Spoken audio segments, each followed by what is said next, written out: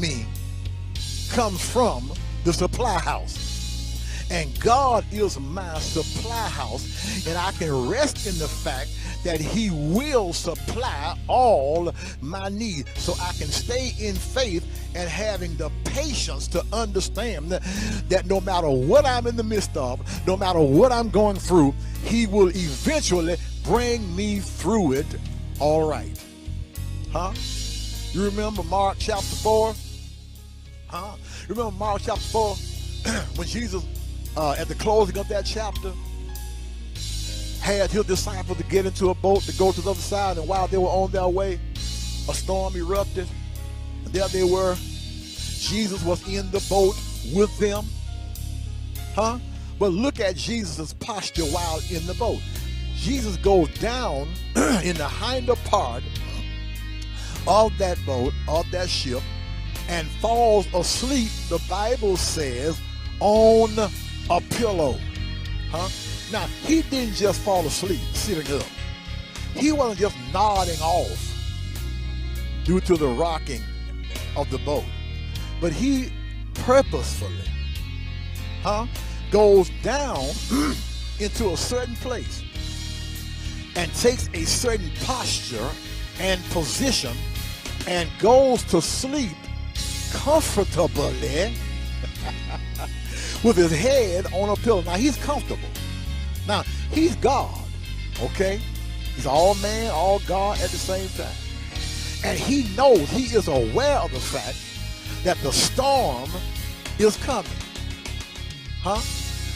But he's trying to show these disciples that if you have faith in me, if you've got enough faith to follow me, if you've got enough faith to obey me, if you've got enough faith to do what I said do, then you ought to have enough patience to get through whatever is going to happen to you and allow me to bring you through it. So take up the same posture that I'm taking up. He said, y'all ought to come down here and go sleep where I am.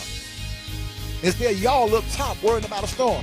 Y'all up top wrestling with problems. Y'all up top dealing with situations that you cannot handle.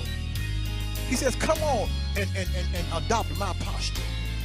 What I'm saying to you is, when you get to that point where you have everything you need, you can adopt a posture of, okay, I can rest and be patient during this storm, during this dilemma, knowing that God shall supply everything that I need. And when the storm came and the disciples went down and woke Jesus up, and the Bible says he got up and stood up on top of that ship and looked at the angry waves and spoke to that wind and spoke to that cloud and spoke to those storm waters and said, peace, be still. But I suggest to you today, my brothers and sisters, that when Jesus said, peace, be still, he was not just talking to those angry winds, the waves, and the waters.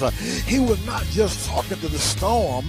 And yes, he was not even just talking to the disciples, because when he said, peace, be still, he was hoping that they would pick up the hint and know that you can have peace in the middle of the storm when you have the faith and you stay patient. But he's also saying to us in the middle of this pandemic situation that you can have peace and you can just stay in the middle of that storm, having the patience, knowing that one day and someday this pandemic will be over, knowing that even now it is under control, that everything is all right.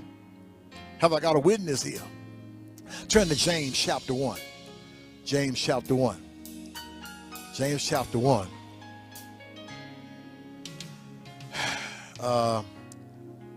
Verses 2 and 3. All right. It says, my brethren, count it all joy when you fall into various trials.